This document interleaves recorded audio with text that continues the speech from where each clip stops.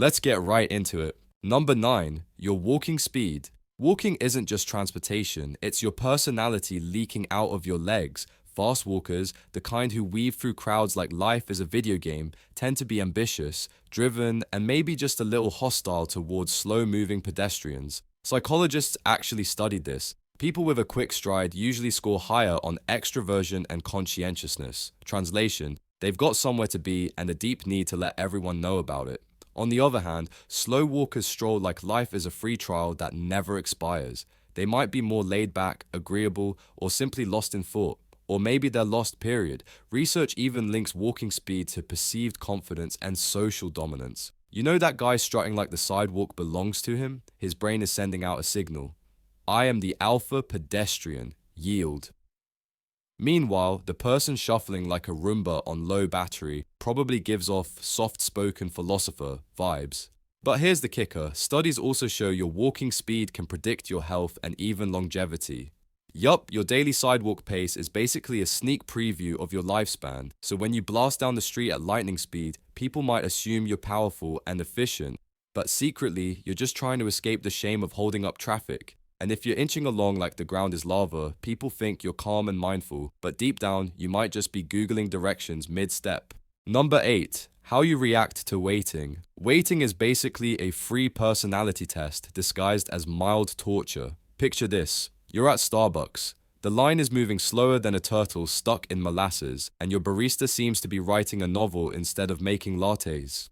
What do? Some people turn into performance artists of frustration, sighing loudly, checking their watch every 15 seconds, and shifting their weight like they're auditioning for the role of disgruntled customer number 3. These folks usually score high on stress reactivity. They hate uncertainty, crave control, and probably yell at microwaves for being too slow. Then there's the second group, the phone distractors. They whip out Instagram, scroll TikTok, and pretend they're totally fine, even though inside they're plotting elaborate revenge fantasies about inventing a faster coffee machine.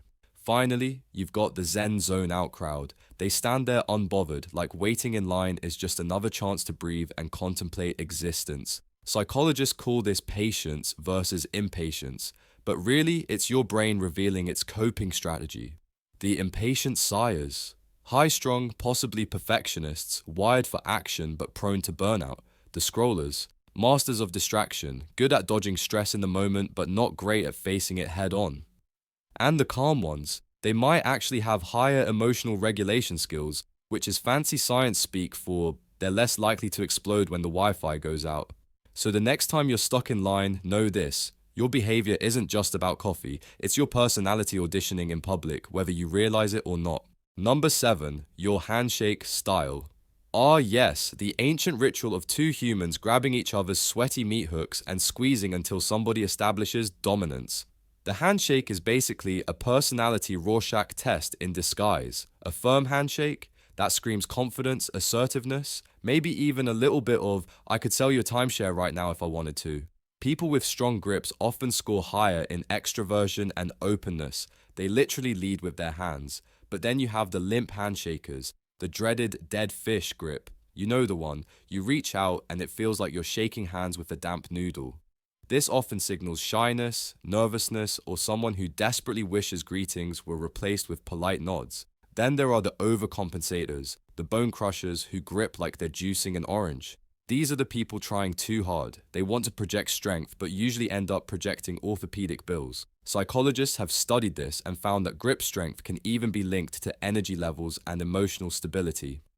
Translation, your handshake isn't just a greeting, it's your personality slipping through the cracks of your palm. Next time you meet someone, remember, you're not just shaking their hand, you're accidentally reading their soul, one awkward squeeze at a time. Number 6, where you sit in a room. Imagine walking into a classroom, meeting, or party. Do you slide into the back row like you're trying to be invisible, or do you claim the front seat like you're auditioning for Teacher's Pet, the musical? Where you plop yourself down says a lot. Back row sitters tend to be observers, cautious types who like to analyze before jumping in.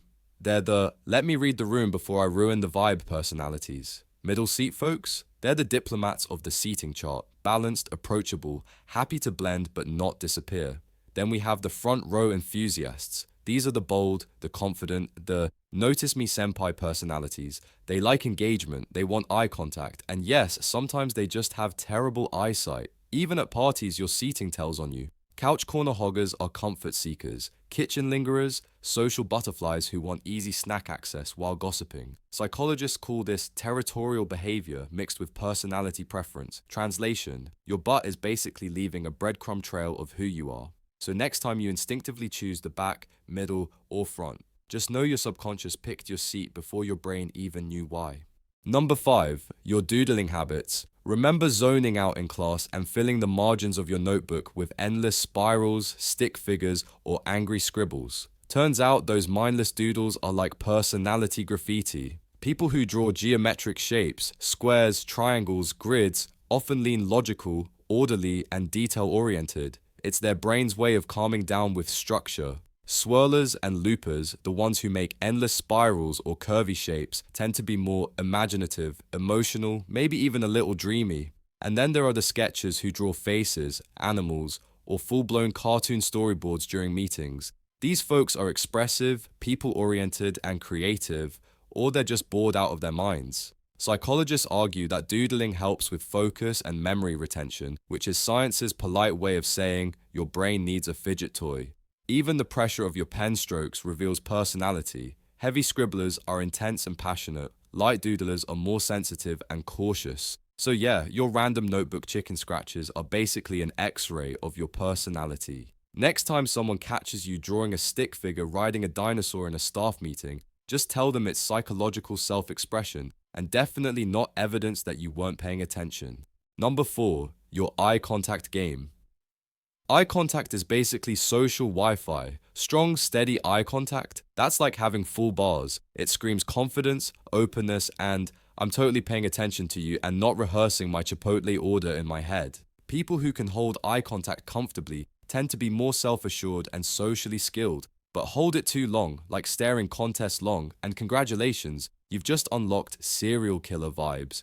Then there's the darting eye crew. They glance up, look away, look at the floor, back up, then pretend the ceiling fan is the most interesting thing they've ever seen. This usually signals nervousness, introversion, or just a complete lack of caffeine. Finally, we have the squinters, the smilers, the ones who look like they're permanently caught in awkward eye limbo. Science backs this up. Studies link consistent eye contact to trustworthiness and emotional intelligence. Translation: if you can look someone in the eye without breaking into hives, people assume you've got your life together, and if you can't, don't worry, you're just broadcasting your personality through awkward glances and sweaty palms. Honestly, your pupils are betraying you more than your browser history ever could. Number 3, your laugh style. Laughter is the human glitch. Some people have melodic giggles, some have belly laughs, and then there are the unholy hyena shrieks that sound like an exorcism. Your laugh says more than, "that joke was funny." Big, loud laughers tend to be extroverted, expressive, and comfortable being the center of attention. They're human foghorns of joy. Quiet chucklers, the ones who snort softly into their sleeve, usually lean reserved, observant, and careful about their social footprint. Then we have the silent laughers. You know, the people who look like they're suffocating while clapping their hands but not making a sound. That usually means high emotional expressiveness, but also the deep, terrifying knowledge that their actual laugh sounds like a broken engine. Psychologists believe laughter is social glue, a way to bond and reveal emotional openness. And yes, there's even research that says your laugh style is a window into your stress response. Translation: your laugh is basically your emotional fingerprint, except sometimes it sounds like a dying goose. If your laugh turns heads in public, just remember, you're not embarrassing yourself, you're revealing your soul very loudly. Number 2, your shopping style. Step into any store and your personality leaks out faster than your wallet balance. Some people are grab-and-go shoppers. They know what they want, they grab it, they're out in 5 minutes. These people are decisive, confident, maybe a little impatient. Then there are the wanderers. They came in for milk and left 3 hours later with scented candles, socks, and a potted cactus. Wanderers are open-minded, curious, creative, but also dangerously susceptible to clearance signs. And then you've got the researchers, who analyze every single option like they're buying a car instead of cereal. These folks are cautious, detail-oriented, perfectionists at heart. Psychologists say shopping style reflects decision-making processes. The grabbers are fast deciders, the wanderers thrive on exploration, the researchers chase certainty, and just to spice it up, online shopping exposes you even faster. If your cart is constantly full but you never check out, congratulations, you're indecisive and possibly allergic to commitment. Basically, the way you buy deodorant is also the way you handle life. Fast and fearless, slow and curious, or stuck comparing ingredients for 45 minutes. Number 1. How you use emojis. Yes, even your tiny yellow cartoon faces are exposing you. Some people sprinkle emojis like salt. Every sentence has at least 3, and they'll use to mean hungry, to mean I'm alive, and to mean literally everything else. These folks are expressive, playful, extroverted, and maybe a little dramatic. Then there are the minimalists, the rare thumbs up senders. If you're a single person, you're either efficient, emotionally detached, or trying to end the conversation without saying, "Leave me alone."